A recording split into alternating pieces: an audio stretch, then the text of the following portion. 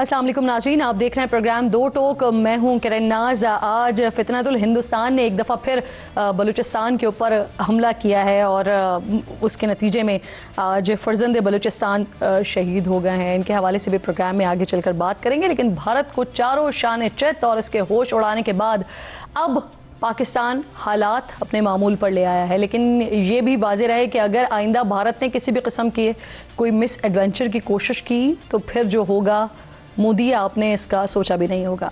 Chairman joint chiefs of staff general Sahir Shamshad ने कहा है कि पाक भारत कशीदगी एक जारहाना कशीदगी थी जिसकी शिद्दत को अब कम कर दिया गया है। रॉयटर्स को इंटरव्यू दिया उन्होंने और उसमें कहा कि पहले पाक भारत कशीदगी मुतनाज़ इलाके तक महदूद रहती थी, इस बार कशीदगी बैनुल-अक़वामी सरहद तक पहुँच गई थी। ताहम उन्होंने वाज़ेह किया कि इस तनाज़े के दौरान जौहरी हथियारों की जानिब से कोई पेशरफ्त नहीं हुई, लेकिन ये एक ख़तरनाक सूरत हाल थी। लेकिन अब पाकिस्तान और भारत तकरीबन 22 अप्रैल से पहले की सूरत हाल पर वापस आ गए हैं और दोनों ममालिक सरहद पर अफवाज की तादाद में कमी ला रहे हैं। उधर नाज़रीन, मोदी शिकस्त के ज़ख्म चाट कर जहनी तवाज़ुन तो खो बैठा है और हवा में अपने 6 तैयारे पाकिस्तानी फाइटर्स के हाथों ज़मीन बोस करवाने के बाद अब बौखलाए से बयानात देकर ख़ुद को और अपनी आवाम को अहमकों की जन्नत में रखने की कोशिश कर रहे हैं और ये अपना राग अलाप रहे हैं कि ऑपरेशन सिंदूर जो है ना वो अभी ख़त्म नहीं हुआ है। लेकिन मोदी का ये बयानिया भारतीय आवाम तो क्या, उनकी अपनी जमात यानी भारतीय जनता पार्टी, इसके कई रहनुमा भी कबूल करने को तैयार नहीं है। बीजेपी के साबिक सदर और सीनियर रहनुमा सुब्रमण्यन स्वामी ने तस्लीम कर लिया है कि हालिया लड़ाई में पाकिस्तान ने भारत के 5 जंगी तैयारे गिरा दिए। नाज़रीन, बात यहाँ तक महदूद नहीं है। जिस नाकाम ऑपरेशन सिंदूर को जारी रखने की डींगे मार रहे हैं नरेंद्र मोदी, इसी ऑपरेशन सिंदूर का लाल रंग भारतीय फजाइया के सरबराह ने उड़ा कर रख दिया है। भारतीय एयर चीफ AP सिंह के तहलका खेज बयान ने दिफाई मुआहदों की करप्शन का राज फाश करते हुए ऑपरेशन सिंदूर का जनाजा ये कहकर निकाल दिया कि कोई भी दिफाई प्रोजेक्ट कभी भी वक्त पर मुकम्मल ही नहीं हुआ। साथ साथ उन्होंने अपनी शिकस्त का एतराफ़ करते हुए ये तस्लीम किया कि ऑपरेशन सिंदूर ने दिफाई क़यादत को झंझोड़ कर रख दिया है। अब नाज़रीन, सूरत हाल यहाँ तक पहुँच चुकी है कि ऊपर नरेंद्र मोदी ऑपरेशन सिंदूर को ज़िंदा रखने की बातें कर रहे हैं, लेकिन पाकिस्तान के हाथों शर्मनाक शिकस्त और राफेल तैयारों की नाक दुनिया भर में कटवाने के बाद भारत उल्टा फ्रांसीसी कंपनी से लड़ पड़ा है। राफेल बनाने वाली फ्रांसीसी कंपनी और भारतीय हुकूमत के दरमियान राफेल की कारकर्दगी पर शदीद इख्तलाफात भी पैदा हो गए। फ्रांसीसी माहिरीन की एक टीम ने भारत में राफेल बेड़े के ऑडिट की दरख्वास्त की ताकि ये वाज़ेह हो सके कि तैयारों में खामी तो नहीं थी, बल्कि उसे उड़ाने वाले भारतीय नौसिखिए पायलट्स में थी खराबी। और भारत अभी राफेल के लिए तैयार ही नहीं है, लेकिन नई दिल्ली ने सिक्योरिटी खदशात का बहाना बनाया और उनकी दरख्वास्त को मुस्तरद कर दिया। भारतीय शिकस्त के बाद इंडोनेशिया ने भी फ्रांस से राफेल तैयारों की खरीदारी के मुआहदे पर नज़रसानी का अमल शुरू कर दिया है। पाक फौज के हाथों पिटाई कही है, बल्कि ठीक ठाक ठुकाई कही है। इसके बाद आलमी सतह पर जग हसाई जो है ना वो भारत का मुकद्दर बन चुकी है। आलमी सतह पर अपना झूठा बयानिया बेचने और पाकिस्तान को बदनाम करने की नापाक कोशिश करने के लिए मोदी सिफारती वफूद दुनिया भर में भेजना शुरू कर दिए हैं। लेकिन इस सिफारती महाज पर भी भारत के हाथ नाकामी, नामुरादी और बदनामी आ रही है। जिस मुल्क में भारतीय वफूद जा रहे हैं और पाकिस्तान पर इल्ज़ामात लगाकर आलमी हिमायत हासिल करने की कोशिश कर रहे हैं, हर जगह उनसे एक ही सवाल पूछा जा रहा है कि उनके पास जो इल्ज़ामात हैं पाकिस्तान पर उसका कोई सबूत भी है। अगर है तो फिर दिखाओ, लेकिन दिखाने को कुछ होता तो पहले ही सामने आ जाता। यूं मोदी जो पाकिस्तान को सिफारती तन्हाई में धकेलने के डायलॉग्स मारा करता था, अब खुद निज़ाम कुदरत के तहत अपनी हरकतों से भारत को न सिर्फ सिफारती तन्हाई का शिकार कर चुका है, बल्कि बदनामी वैल्यू एडिड सर्विस की तरह भारत को हर जगह से भर कर मिल रही है। जबकि पाकिस्तान का जो सच है शफाफ पानी की तरह दुनिया भर के सामने आया हो चुका है। इसके साथ ही पाकिस्तान ने चीन के साथ एक बड़ा दिफाई मुआहदा किया है, जिसके तहत चीन पाकिस्तान को J-35 जंगी तैयारे फराहम करेगा। इंटरनेशनल मीडिया के मुताबिक चीन की तरफ से तैयारों की फराहमी के पैकेज में 50% रियायत भी दी गई है। और इस हवाले से पिछले दिनों ये बड़ी इंपॉर्टेंट खबर मेरे ही प्रोग्राम में जनरल रिटायर्ड जाहिद महमूद साहब ने भी दी थी। 35 کی ڈیل ہم کرنے انشاءاللہ دیکھیں بہت بات چیت ہماری آلموسٹ اٹ از دیئر, بہت اچھی ڈیل ہو رہی ہے, اور اس کے علاوہ اور بھی بہت سارے پروگرام ہیں. تو ناظرین, امریکی think tank council of foreign relations نے بھارت کی گرتی ہوئی ساکھ پر رپورٹ جاری کرتے ہوئے کہا ہے کہ پاکستان کے ہاتھوں جنگ ہارنے کے بعد مودی سفارتی جنگ ہار چکا ہے اور جنوبی ایشیا نے بھارت کو مسترد کر دیا ہے. چین نے بازی پلٹ دیا ہے, جس کے نتیجے میں جنوبی ایشیا میں بھارت کا جو اثر و رسوخ بڑھ رہا تھا وہ ختم ہو رہا ہے, اور نئی صورتحال میں چین اور پاکستان ابھرتی ہوئی قوت کے طور پر سامنے آ گئے ہیں. اسی رپورٹ میں مزید یہ بھی کہا گیا ہے کہ خطے کے دیگر ممالک یعنی بنگلہ دیش, نیپال, شری لنکا, مالدیپ جو پہلے بھارت کے اتحادی ہوا کرتے تھے, اب وہ سب بھی چین کے ساتھ جڑ رہے ہیں. اور اسی طرح کا ایک اور بڑا بریک تھرو ہوا ہے, پاکستان نے افغانستان میں سفیر کی تعیناتی کا اعلان کر دیا ہے. اس سے پہلے ناظرین, پاکستان, چین اور افغان وزرائے خارجہ نے سی پیک کو افغانستان تک توسیع دینے پر اتفاق کیا تھا, اور میرے ہی پروگرام میں خرم دستگیر صاحب نے بتایا تھا کہ اس کے ذریعے افغانستان پر جو بھارتی اثر و رسوخ ہے وہ ختم کرنے کی کوششیں کی جا رہی ہیں. دنیا جو ہے وہ پاکستان اور چائنا کی طرف دیکھ رہی ہے. سی پیک کے ذریعے جو ہندوستان سے افغانستان کا ایک تعلق رہا ہے, ہندوستان نے وہاں انفراسٹرکچر کے لیے فنڈنگ بھی کی ہے, وہ جو ایک لائن ہے وہ کاٹ دی جائے, اور تاکہ ان کو بتایا جائے کہ اگر ہندوستان نہیں ہے تو چائنا جو ہے اس میں سٹیپ اپ کرنے کے لیے تیار ہے, مدد کرنے کے لیے تیار ہے. اب ناظرین, پاکستان اس میں کامیاب ہوتا ہوا دکھائی دے رہا ہے, جو خرم دستگیر صاحب نے میرے پروگرام میں بات کی تھی.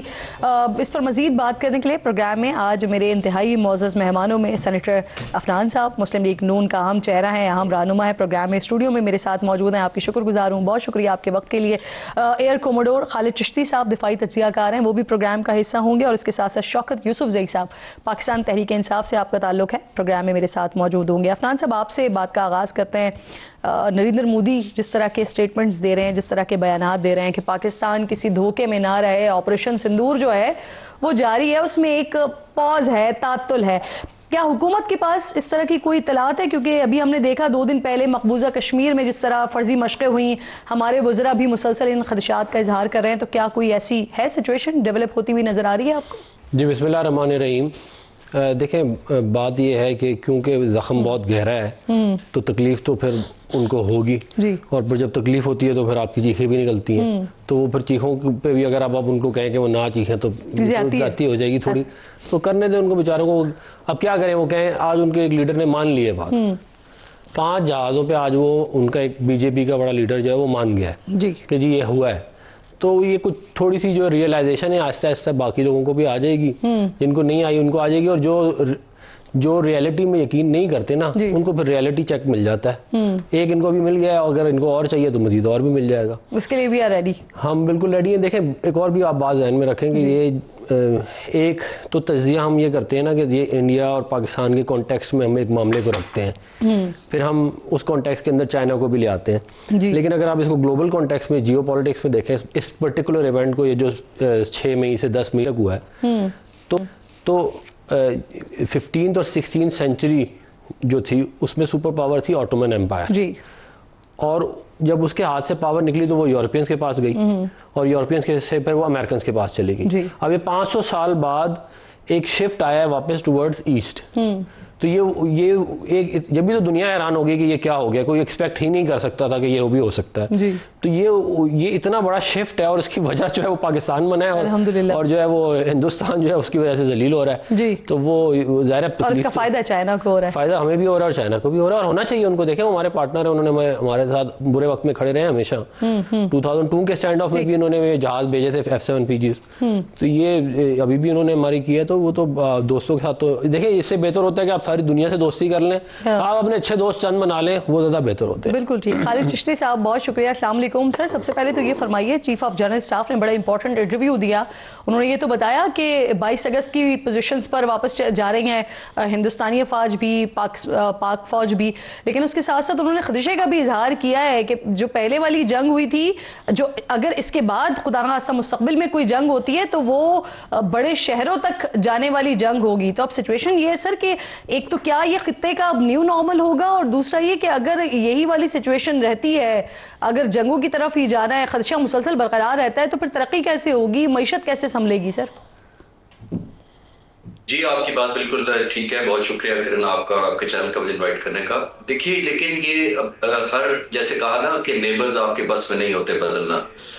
ہمارے سارک کے جتنے ملک ہیں، بھوٹان، نیپال، سری لنکا، بنگلہ دیش اور ہم، اور سب کی قسمت ایسی ہے کہ ہمیں ایسا نیبر ملا ہے جو کسی کو بھی چین سے نہیں رہنے دے رہا. آپ نے نوٹ کیا ہوگا جیسے آپ ڈیٹا اٹھا کر دیکھیں تو ہم سارے سارک ممالک صرف 5% ٹریڈ آپس میں کرتے ہیں، 95% سارک سے باہر کرتے ہیں. جس کا مطلب کیا ہوا، ایک ہی سب کا پڑوسی ہے جو آپس میں ٹریڈ بھی نہیں کرنے دیتا، اپنی پوزیشن بھی بولنگ رکھنا چاہتا ہے.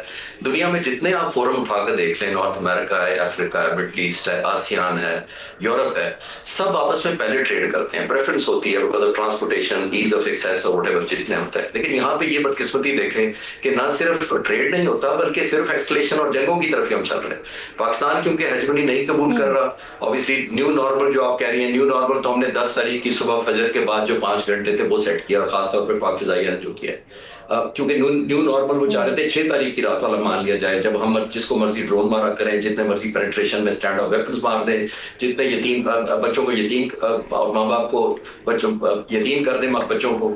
وہ انہوں نے نیو نارمل سمجھا تھا کہ 6 تاریخ کا. لیکن ہم نے پھر 7 تاریخ کو ایک ڈیٹرنس کا میسج دیا 6+1 کر کے، اور کہا کہ یہ ڈیٹرنس ہے، یہ پرائس آپ کو دینی پڑے گی. شاید وہ پھر سمجھ نہیں آئے. 7-8 تاریخ کو جو یہاں پہ ڈرون آتے رہے، وہ ایک اور انڈیکیٹر تھے کہ یا ہندوستان ہماری قابلیت پر شک رکھتا ہے یا پھر ہمارے حوصلے پر شک رکھتا ہے.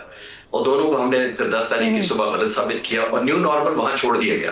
اور جب نیو نارمل ان کو ایکسیپٹیبل نہیں ہوا تو آپ نے دیکھا کہ وہ امریکہ بھاگے گئے، کہ انہوں نے کہا کسی طریقے سے جان بند کرا دے. اور پھر ایک اور جس کو کہتے ہیں کہ ٹرک کی بتی پیچھے اپنی قوم کو لگا دیا.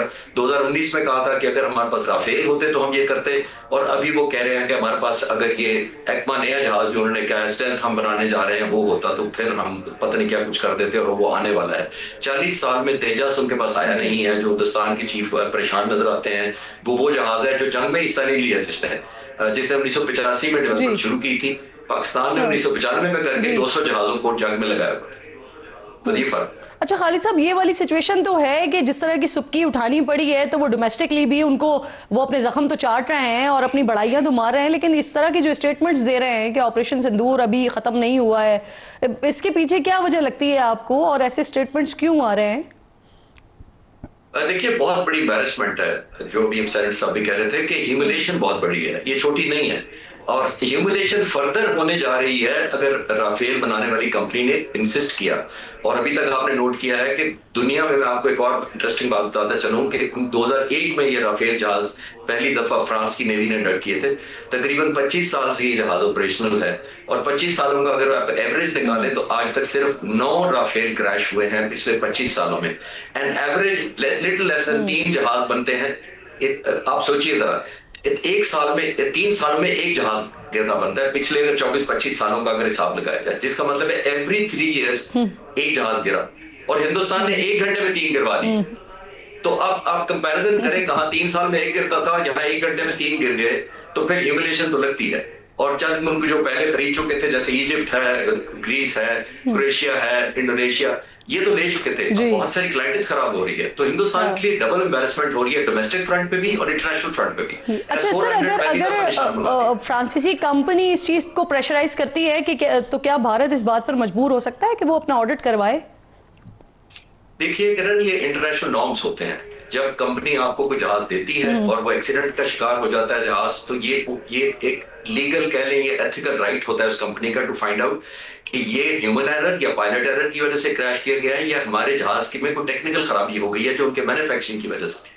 تو آج تک پاک فضائیہ میں جتنے کریشز ہوتے ہیں جتنے جہازوں کے، ہم اوپن ٹو دا مینوفیکچرر ہوتے ہیں، اور ہم ان سے بلکہ گائیڈنس بھی لیتے ہیں کہ اگر کوئی ایسی چیز ہے جو کلیبریشن سے ہم نتیجے پر صحیح نتیجے پر پہنچے تو یہ ہمیشہ ساری دنیا میں ہوتا ہے. یہ واحد پہلی دفعہ ایپیسوڈ ہو رہا ہے کہ اپنا کریش ہو گیا، سیکورٹی چھپایا جا رہا ہے، اس لیے کہ جس دن انہوں نے آ کے فرینچ کمپنی نے کنفرم کیا کہ ہمارے جہازوں میں کوئی خرابی نہیں تھی، تو آبویسلی پھر کیا خرابی تھی، پھر پائلٹوں میں خرابی ہوگی پھر کوئی. اور سر ابھی تو انہوں نے مزید یہ بھی کرنا شروع کیا نا کہ ملبہ انہوں نے ڈالنا شروع کر دیا ہے رافیل کمپنی پر، کہ انہوں نے کیونکہ وہ پاس ورڈز وہ کوڈز نہیں دیے تھے جس کی وجہ سے سسٹم جو ہے وہ کولیپس کر گیا اور جہاز جو ہے وہ گر گئے. یہ انٹرنلی اس طرح کی بھی بھارت کے اندر باتیں ہو رہی ہیں. میں دوبارہ آتی ہوں خالد صاحب آپ کی طرف. شوکت یوسف زئی بھی ساتھ موجود ہیں، بہت شکریہ. السلام علیکم شوکت صاحب. جو ڈیولپمنٹس ہوئی ہیں نا، پاکستان نے سفارتی محاذ پر بھی سر بڑا گین کیا ہے، اور اس گین کا ہی نتیجہ ہم یہ بھی دیکھ رہے ہیں کہ پاکستان پاکستان نے باقاعدہ اب افغانستان میں اپنا سفیر تعینات کرنے کا فیصلہ کر لیا ہے. افغانستان کی طرف سے بھی ہمیں اسی طرح کے اسٹیٹمنٹس سننے کو مل رہے ہیں.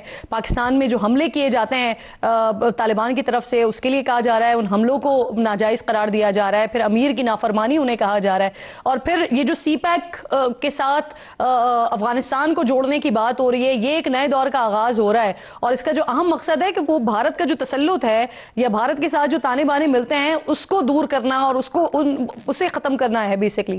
ہم کتنے کامیاب ہو جائیں گے سر اس میں؟ بسم اللہ الرحمن الرحیم. بہت شکریہ. دیکھیں دو چیزیں ہیں, ایک تو افغانستان ہے, دوسرا انڈیا ہے.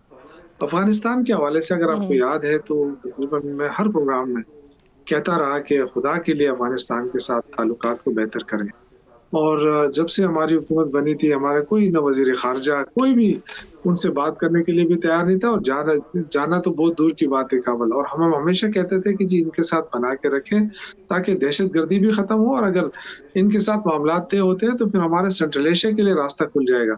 تو اچھا ہوا کہ کئی یہ چیز آئی. اب ہمیشہ یہ کہتے تھے کہ جی یہ حکومت تو ہم تسلیم ہی نہیں کرتے, یہ حکومت تو کسی اس کے کنٹرول میں نہیں ہے, یہ ہماری بات نہیں مان رہی. لیکن آج دیکھیں جب آپ نے ان سے رابطہ کیا, آپ نے جب سفارتی آپ کو پی ٹی آئی گورنمنٹ نے کہا تھا کہ اگر آپ نہیں کر سکتے تو ہم آپ کے لیے فیسیلیٹیٹ, ہمیں پتا تھا کہ افغانستان جو ہے وہ ہمارا پڑوس ملک کا پڑوس نہیں بدلے جا سکتے نا, ان کے لیے بھی مشکلات ہیں. تو ہم ہمیشہ سے زور دیتے رہے کہ فوری طور پہ افغانستان کے ساتھ رابطہ کیا جائے تاکہ جو حملے ہوتے ہیں, جو دہشت گردی ہوتی ہے وہ بھی رکے. تو آج اگر رابطے ہوئے ہیں تو اس کے فروٹفل نتائج سامنے آ رہے ہیں. افغانستان کے ساتھ اگر آپ کے رابطے صحیح ہیں, اگر وہاں پہ حالات درست ہوتے ہیں, وہ آپ کے ساتھ کھڑی ہوتی ہے گورنمنٹ, تو ایک تو آپ کی دہشت گردی آٹومیٹکلی کم ہو جائے گی, اور دوسرا یہ ہے کہ آپ کی تجارت افغانستان کے ساتھ بھی بڑھے گی, اور اگر اللہ نے چاہا تو آپ سینٹرل ایشیا کے روٹ آپ کے لیے کھل جائے گا.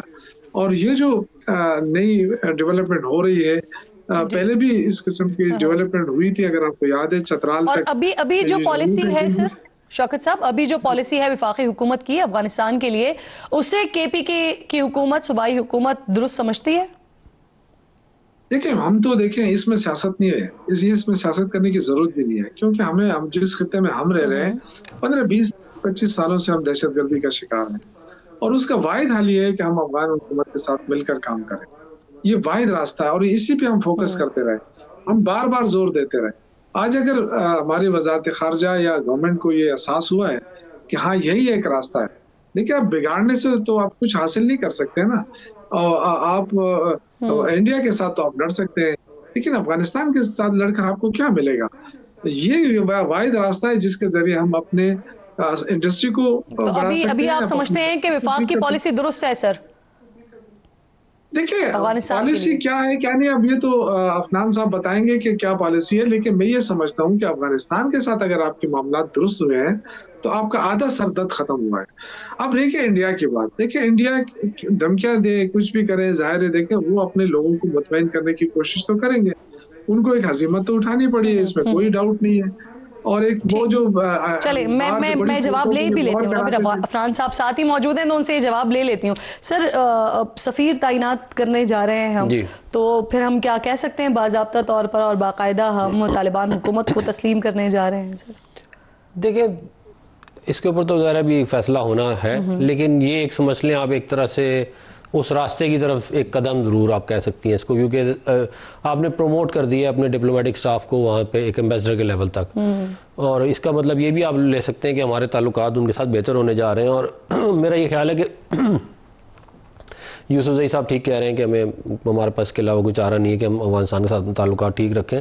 اس کی وجہ یہ ہے کہ آپ انہیں نیبرز کو تبدیل نہیں کر سکتے, اور آپ کو آلریڈی ایک بہت بڑا مسئلہ ایک نیبر کے ساتھ ہے, تو آپ ٹو فرنٹل کیا کہتے ہیں پرابلم اپنے لیے ایک بہت بڑا سر کا درد بن سکتا ہے. اس لیے بہتر یہ ہے کہ آپ کوشش حتی الامکان کوشش کی جائے کہ ان کے ساتھ تعلقات ٹھیک ہو جائے. اگر نہیں ہوتے تو پھر اگنور بھی کر سکتے ہیں آپ, لیکن اور اس کے علاوہ ہم صحیح کہہ رہے ہیں ان کے ساتھ لڑ کے ہمیں کیا ملے گا, مجھے بتا دیں, مطلب کوئی فائدہ اگر ہے تو اس کا کوئی فائدہ بھی نہیں ہے. تو اس لیے اچھی بات ہے. ابھی چائنا گئے تھے اسحاق ڈار صاحب ڈپٹی پرائم منسٹر, اور انہوں نے وہاں پہ جا کے ان کے ساتھ ملاقات ہوئی ہے فارن منسٹر سے بھی, اور وہاں پہ جو ان کے چائنیز جو ہے ہائی اپس ان کے ساتھ ملاقات ہوئی ہے، تو ایک اچھا جو ہے وہ سٹارٹ ہے.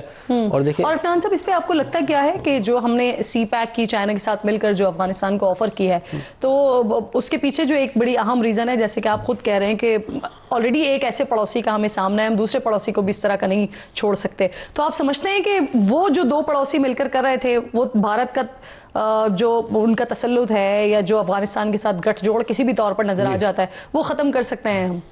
دیکھیں افغانستان کے حق میں بھی یہی بہتر ہے کہ اس کے تعلقات پاکستان سے بہتر ہوں بجائے اس کے انڈیا سے. اس کی وجہ ہے کہ ہمارا ان کے ساتھ بارڈر لگتا ہے، انڈیا کا ان کے ساتھ کوئی بارڈر نہیں ہے، اور ہمارے ساتھ ان کے ایک ہسٹوریکل تعلقات بھی ہیں، مطلب کہ ایک کلچرل تعلقات بھی ہیں، لنگوسٹک بھی ہیں.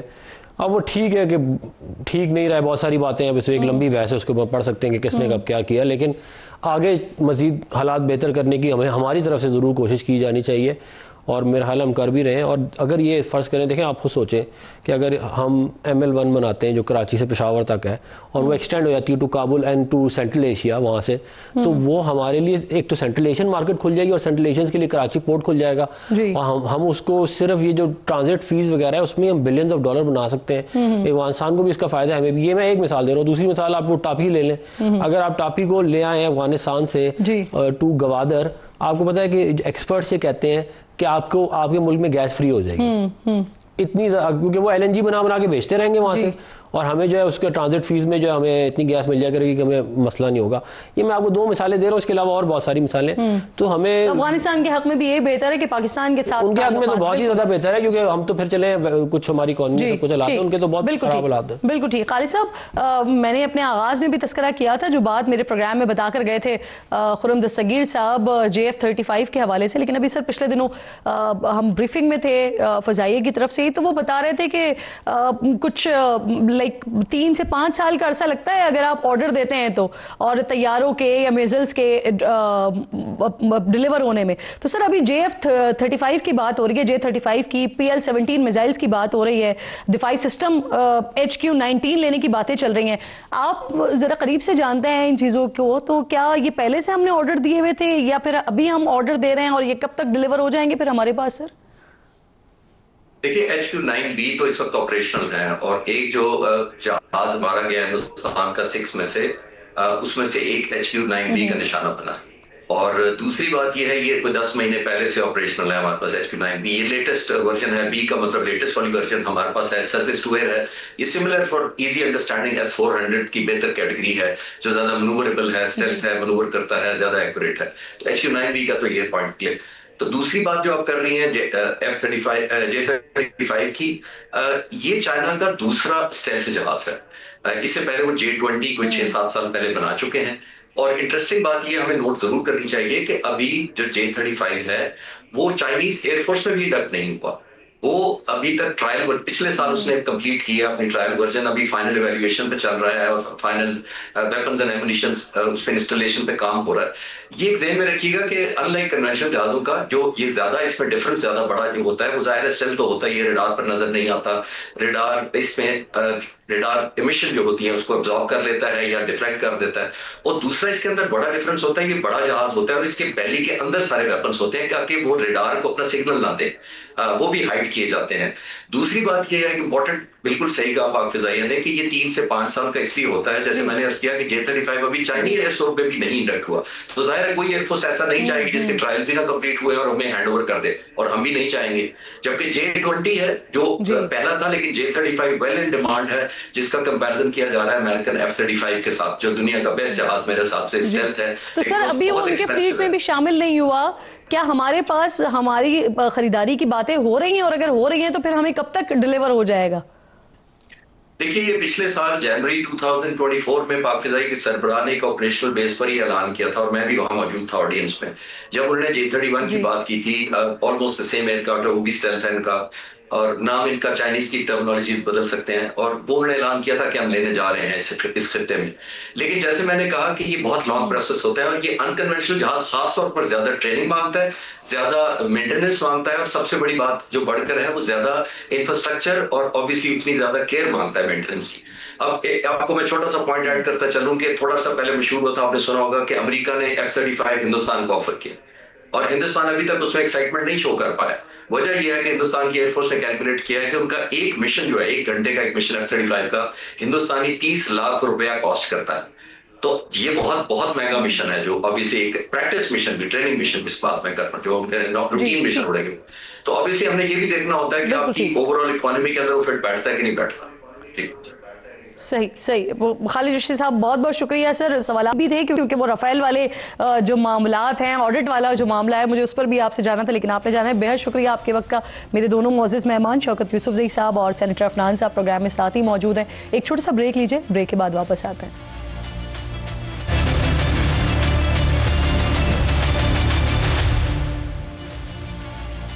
پروگرام میں ایک بار پھر آپ کو خوش آمدید کہتے ہیں. ایک اور معاملہ بھی چل رہا ہے, اور کچھ اس طرح کا معاملہ چل رہا ہے کہ پاکستان تحریک انصاف کے لوگ, ایک طرف ہم علیمہ خان صاحبہ کے مختلف بیانات دیکھتے ہیں, ایک طرف عمران خان صاحب کا مختلف ٹویٹ دیکھتے ہیں, ایکس پر پوسٹ دیکھتے ہیں بڑی سخت زبان کا استعمال کرتے ہوئے, اور تیسری طرف پھر ان کی پارٹی کے موجودہ جو چیئرمین ہیں ان کے اسٹیٹمنٹس دیکھتے ہیں. ان کو لگتا ہے کہ 5 تاریخ سے پہلے عمران خان صاحب جو ہیں وہ جیل سے باہر آ جائیں گے. یہ ساری چیزیں کیسے ہوں گی, کیونکہ یہ تو بڑی واضح طور پر سچویشن بڑی واضح ہے, بڑی کلیئر ہے کہ جس طرف پاکستان تحریک انصاف دیکھ رہی ہے وہاں سے تو ایگزیکٹلی نو لفٹ کا بورڈ لگا ہوا ہے, اور یہ میں بڑی وثوق کے ساتھ آپ کو بات کہہ رہی ہوں. لیکن پاکستان تحریک انصاف یہ بات کیسے کرے گی, اس پر بات کرنے کے لیے شوکت یوسفزئی صاحب ساتھ ہی موجود ہیں. شوکت صاحب, آپ لوگوں کی طرف سے بار بار یہ کہا جا رہا ہے کہ 5 تاریخ تک عمران خان جو ہیں وہ یا بشرا بی بی صاحبہ جیل سے رہا ہو سکتی ہیں.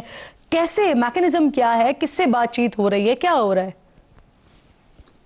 نہیں دیکھیں, بات چیت کا تو میں بالکل کیٹیگوریکلی ڈینائی کرتا ہوں کہ کوئی بات چیت نہیں ہو رہی. اور یہ ہو سکتا ہے کہ کیس ٹو کیس ہو سکتا ہے, کیونکہ کیس کے اندر کچھ ہے تو نہیں, دم تو نہیں ہے. لیکن اگر ہیئرنگ ہوتی ہے تو پھر تو یہ کیس جو ہے وہ ختم ہو سکتے ہیں, جس طرح سائفر جو ہے وہ ختم ہوا. لیکن مسئلہ یہ ہے کہ کیس لگ نہیں رہے ہیں, تاریخوں پہ تاریخیں دی جا رہی ہیں. تو یہ ایشو ہے. عدالتی نظام جو ہے ہمارا 26ویں ترمیم کے بعد کچھ ایسا اس میں پھنس چکا ہے کہ آزادانہ فیصلے بھی نہیں کر پا رہا ہے.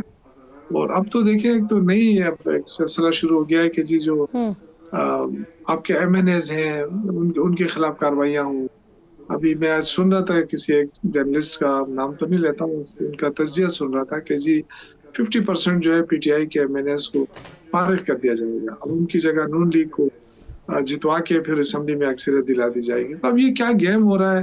ایک طرف آپ کہہ رہے ہیں جی انڈیا حملہ کر رہا ہے, ہم قوم اکٹھی ہے, لیکن دوسری طرف جو ہے نا قوم کو تقسیم کرنے کے لیے جو سازشیں ہو رہی ہیں, یہ بھی میرے خیال سے بہت عجیب سی صورتحال بنی ہوئی ہے. اچھا, آپ کہہ رہے ہیں ہیئرنگز ہوتی ہیں تو بشرا بی بی جو ہے وہ باہر آ سکتی ہیں, تو سر کچھ نہ کچھ اشارے تو مل رہے ہوتے ہیں, تو کیا ایسے اشارے ملے ہیں آپ کو کہ ہیئرنگ ہوتی ہے تو وہ واقعی باہر آ جائیں گی, عید سے پہلے آ جائیں گی؟ دیکھیں کسی کیس کے اندر کوئی دم نہیں ہے. دیکھیں یہ تو وکلا بہتر طور پہ جانتے ہیں, جو ہمارے سینئر وکلا ہیں وہ خود یہ کہہ رہے ہیں کہ اگر یہ ٹرائل شروع ہو جائے تو ان کیسوں میں کوئی دم ہی نہیں ہے.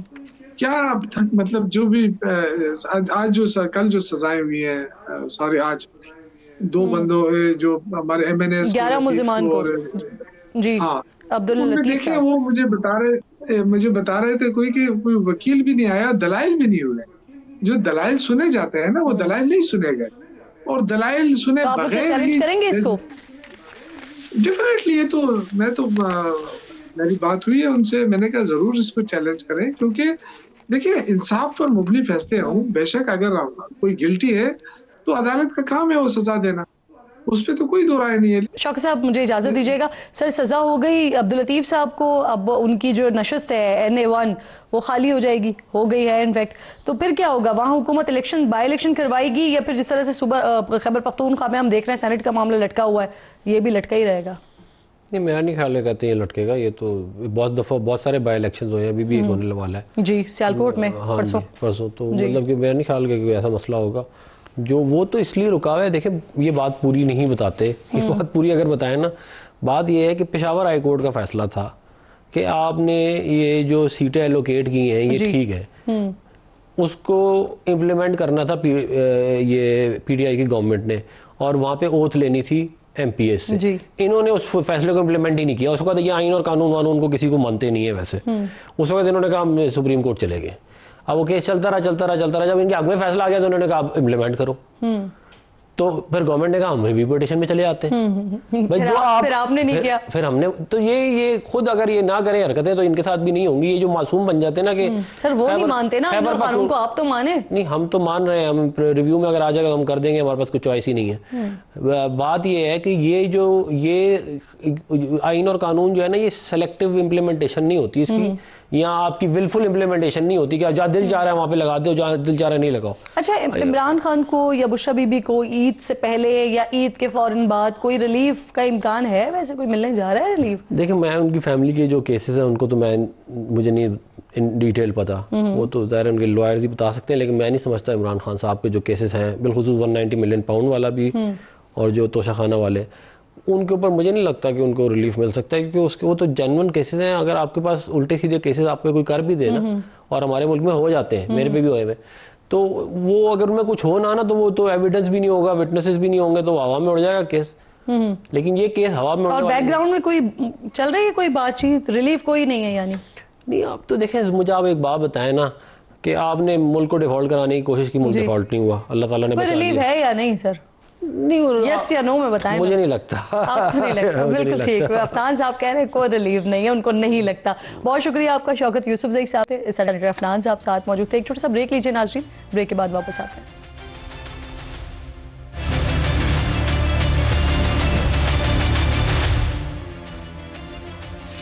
پروگرام میں ایک بار پھر آپ کو خوش آمدید کہوں گی ناظرین. ایک اور بڑا اہم معاملہ, فوجی عدالتوں میں ٹرائل کے حوالے سے جسٹس جمال اور جسٹس نعیم اختر کا اختلافی نوٹ آیا ہے. دونوں ججز نے جو 9 مئی کے ملزمان ہیں ان کے فوجی عدالتوں میں ٹرائل کو کالعدم قرار دیا ہے. آئینی بینچ نے 2-5 کی اکثریت سے سویلینز کے ملٹری ٹرائل کی اجازت دی تھی, اور منتخب حکومتوں نے فوجداری عدالتوں پر اعتماد ختم کر دیا. یہ اس اختلافی نوٹ میں لکھا گیا ہے. اس پر مزید بات کرنے کے لیے کہ اب آگے ساری سچویشن میں کیا ہوگا, ماہر قانون شاہ خاور صاحب پروگرام میں میرے انتہائی معزز مہمان اسٹوڈیو میں مجھے جوائن کریں, میں بے حد شکر گزار ہوں. السلام علیکم شاہ خاور صاحب. سر, جسٹس جواد ایس خواجہ نے سویلینز کے ملٹری ٹرائلز کے فیصلے کے خلاف نظر ثانی کی اپیل دائر کی. ان کا یہ موقف ہے کہ آئینی بینچ نے ایف بی علی کیس, ڈسٹرکٹ بار ایسوسی ایشن کیس اور شاہدہ ظہیر عباسی کیس پر غلط انحصار کیا ہے. آئینی بینچ نے آزادانہ اپیل کا حق فراہم کرنے کا حکم دے کر تسلیم کیا کہ فوجی عدالتیں آزاد نہیں ہیں. آپ کو لگتا ہے کہ یہ اتنا مضبوط موقف ہے جس سے فیصلہ سر تبدیل ہو سکے؟ دیکھیں, جو ریویو کے جو ریسٹرکشن ہے سپریم کورٹ کی وہ ضرور موجود ہے, لیکن اس کا جو سکوپ ہے وہ بڑا محدود ہوتا ہے. اس میں جو آپ دیکھیں گے کہ اس کے 2 فیصلے سپریم کورٹ نے کیے ہوئے. ایک 5 رکنی بینچ نے کیا تھا جو کہ 4-1 کی اکثریت سے انہوں نے فوجی ٹرائلز کو جو ہے وہ غیر آئینی غیر قانونی قرار دیا تھا. اور اس کے بعد جو انٹرا کورٹ اپیل تھی جس میں ابھی آپ نے دیکھا کہ ایک بڑے بینچ نے جو ہے فیصلہ کیا, اس میں بھی 2 کی جو ہے اختلافی نوٹ آیا, باقی 5 جو ہیں انہوں نے دوسری طرف دیا. انہوں نے بلکہ وہ پہلی ججمنٹ کو سیٹ اسائڈ کر دیا. تو اب چونکہ 2 فیصلے آ چکے ہیں, پھر جو ریویو ہے وہ ریویو لگتا بھی اسی بینچ میں ہے, اور ریویو میں آپ پورے کیس کو اوپن نہیں کر سکتے جو پہلے ڈسکس ہو چکا ہے.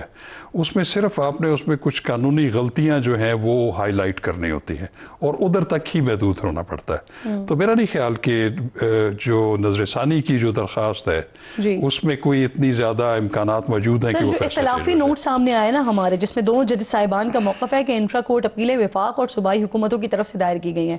افسوس سے کہنا پڑتا ہے کہ ان منتخب حکومتوں نے فوجداری عدالتوں پر اعتماد ختم کر دیا.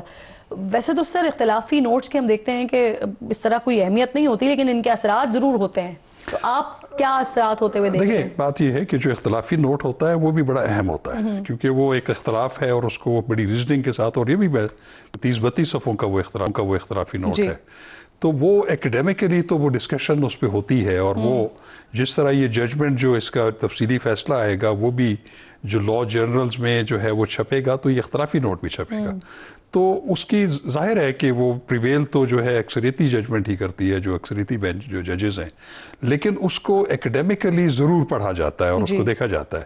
اس کی بھی اپنی ایک اہمیت ہے, لیکن ظاہر ہے کہ جو پھر اکثریتی رائے ہے اس نے زیادہ پریویل کرنا ہے. بالکل ٹھیک. سر, اختلافی نوٹ میں کہا گیا کہ فوج حکومت اپنے مقصد کے لیے فوجی عدالتوں پر انحصار کر رہی ہے, اور فوجی عدالتوں سے یہ توقع رکھنا کہ وہ بغیر ثبوت کے کسی کو مجرم ٹھہرائیں گی تو یہ منصفانہ ٹرائل کی خلاف ورزی ہوگی. تو یہ تو پورے سسٹم کو چارج شیٹ کیا جا رہا ہے. سر دیکھیں, وہ ان کی رائے ہے, وہ بڑی عدلیہ کا یہی تو ایک حسن ہے کہ اس میں اختلافی نوٹ جو ہے اس کی بھی اتنی اہمیت ہے, اور ججز آزاد ہوتے ہیں اپنے کانشنس کے مطابق اور اپنی انٹرپریٹیشن آف لا کے مطابق کسی چیز کو فیصلہ کرنا. لیکن ایک چیز آپ نے دیکھی ہوگی کہ جو اکثریتی فیصلہ ہے اس میں انہوں نے ایک نئی چیز جو ہے اس میں اضافہ کیا ہے.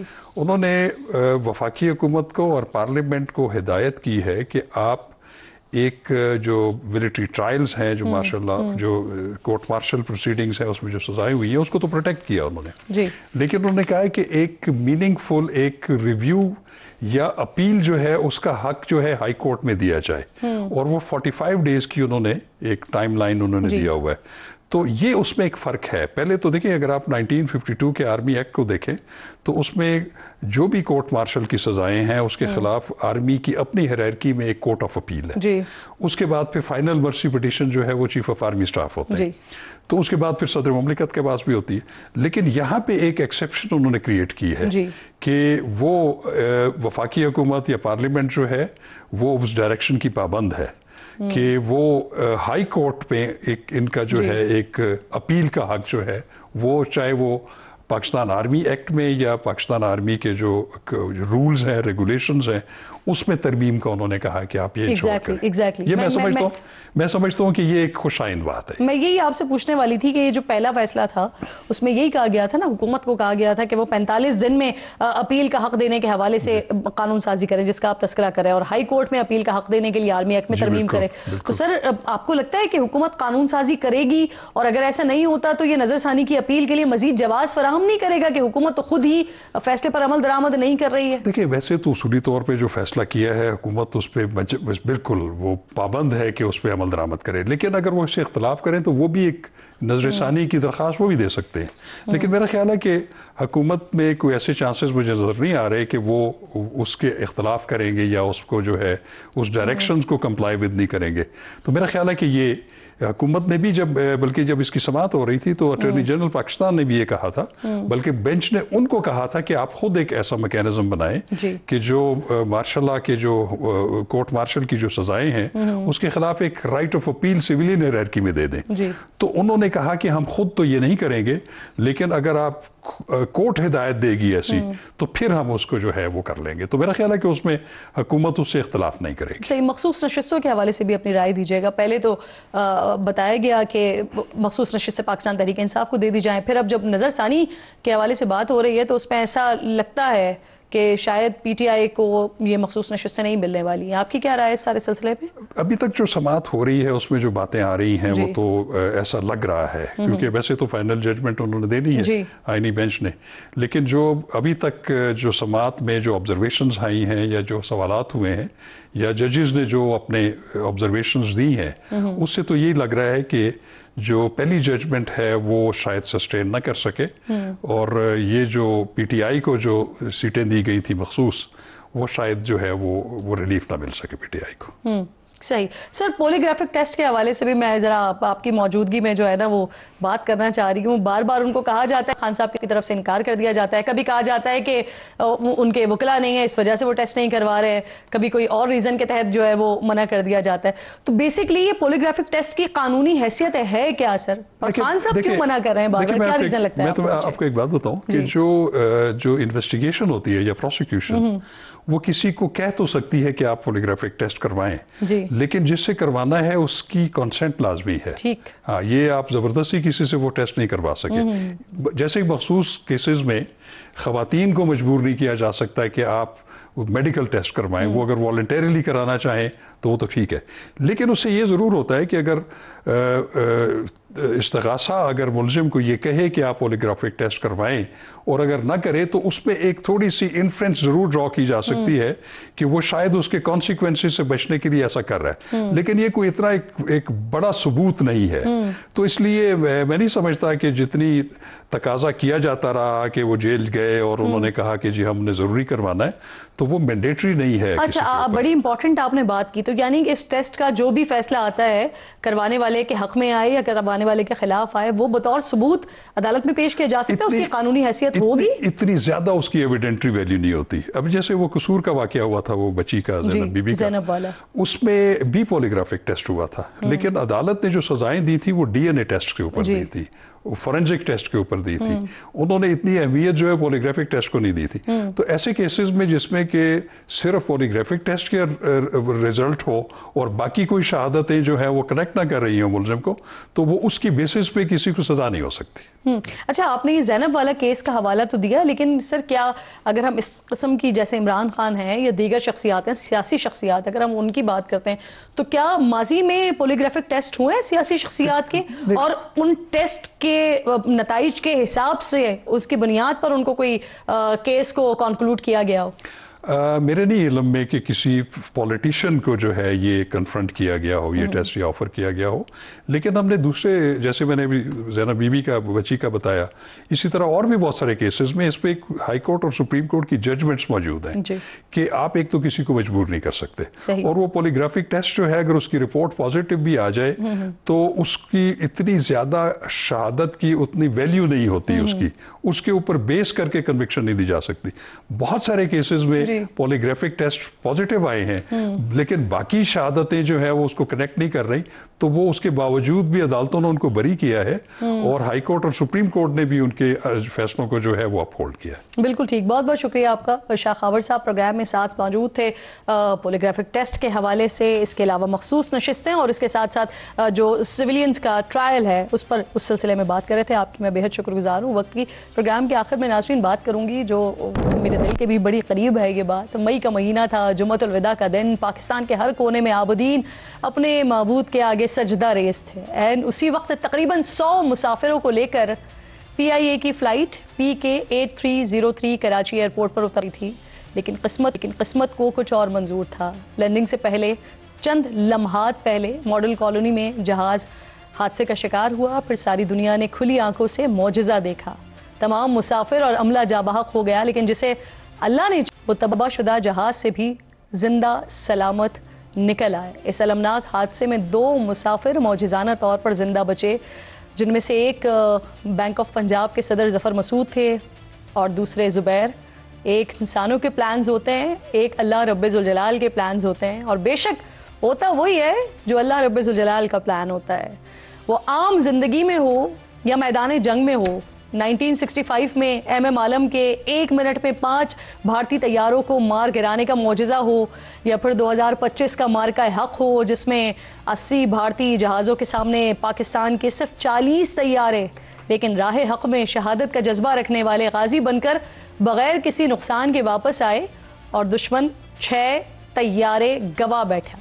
ऐसे मौजज़ात की ना एक बड़ी तवील, बड़ी लंबी फहरिस्त मेरे पास मौजूद है कि जिस पर बात करती जाऊं, लेकिन बात ख़त्म ना हो। इन जो मैंने आगाज़ में कहा था ना कि ये जो मौजज़ा है, ये वाक़या है, ये मेरे दिल के बड़ा करीब है, इसलिए मैं ख़ास तौर पर आज प्रोग्राम में इसका जिक्र करना चाहती हूँ, इस मौजज़े का जिक्र करना चाहती हूँ कि जिसका मुशाहिदा सारे आलम ने किया और अहले ईमान इस पर अश कर उठे। वो कहते हैं ना कि आते हैं वही जिनको सरकार बुलाते हैं। लीबिया के आमिर क़ज़ाफ़ी ने ये साबित किया है। 4 दिन पहले नाज़रीन, लीबिया से ताल्लुक़ रखने वाले आमिर क़ज़ाफ़ी को उनके नाम में मौजूद क़ज़ाफ़ी की वजह से एयरपोर्ट पर सिक्योरिटी क्लियरेंस में रोक दिया गया और हज परवाज़ उन्हें छोड़कर सऊदी अरब की तरफ रवाना हो गई। लेकिन आमिर को ना यकीन था कि वो अल्लाह रब्बे ज़ुल जलाल के दरबार में हाज़िरी के लिए ज़रूर जाएंगे। दीदारे काबा की तरफ तड़प थी कि फ़रीज़ा हज अदा करने की लगन, जो भी कहिए आप इसको, लेकिन आमिर ने जहाज़ के चले जाने के बाद भी हार नहीं मानी। फिर दुनिया ने वो होता देखा जो कभी शायद किस्से कहानियों में सुना करते थे हम। आमिर क़ज़ाफ़ी को छोड़कर रवाना होने वाला ये जहाज़ कुछ दूर गया, वहाँ पर तकनीकी ख़राबी हुई जिसकी वजह से उसे वापस लौटना पड़ा, जिसके साथ ही आमिर की उम्मीद भी वापस लौट आई और उन्होंने फिर से कोशिश की कि जहाज़ में सवार हो जाएं, जिसे जो जहाज़ के कप्तान थे उन्होंने मुस्तरद कर दिया कि इंजन खुला हुआ है, दरवाज़ा नहीं खोल सकते। जहाज़ तकनीकी ख़राबी दूर करके दोबारा अपनी मंजिल की तरफ उड़ान भरता है, लेकिन फिर कुछ दूर जाने के बाद जहाज़ में फिर ख़राबी हो जाती है और जहाज़ को इसी तरह से उल्टे कदमों वापस लौटना पड़ता है। जहां अब भी आमिर क़ज़ाफ़ी उम्मीद का दामन थामे अल्लाह रब्बे ज़ुल जलाल के घर जाने की आस में मौजूद थे, और इस मरतबा जहाज़ के कप्तान को ये यकीन हो गया कि मामला तकनीकी ख़राबी का नहीं है, मामला ही कुछ और है, और उन्होंने एयरपोर्ट हुकाम को पैगाम भेजा कि आमिर के बगैर अब ये जहाज़ परवाज़ नहीं भरेगा। आमिर के जहाज़ में सवार होने के बाद वही जो टेक्निकल प्रॉब्लम्स आ रही थी ना, اس سے بھرا ہوا جہاز ایسے فضا میں اڑنے لگا جیسے کبھی کوئی مسئلہ ہی نہیں تھا. اسی لیے آقا علیہ الصلوۃ والسلام نے فرمایا ہے کہ انما الاعمال بالنیات، یعنی عمل کا دار و مدار نیت پر ہے، اور ہر شخص کو وہی ملے گا جس کی اس نے نیت کی ہو. شاید ہی کوئی ایمان والا ہوگا کہ جس کی روح اس واقعے سے روشن نہ ہوئی ہو. شاید ہی کوئی اللہ کا بندہ ہوگا کہ جس نے اس واقعے کے بارے میں سنا ہو اور اس کے رونگٹے نہ کھڑے ہو گئے ہوں. اب ایک ہفتے بعد لاکھوں فرزندان اسلام کی طرح عامر قذافی بھی اللہ رب ذوالجلال کے مہمان ہوں گے، بلکہ خصوصی مہمان ہوں گے جس وقت پوری دنیا میں صرف ایک ہی آواز گونج رہی ہوگی، لبیک اللہم لبیک لا شریک لک لبیک. اللہ پاک ہم سب کو ایسا جذبہ، ایسا عشق، مہربانی عطا کرے.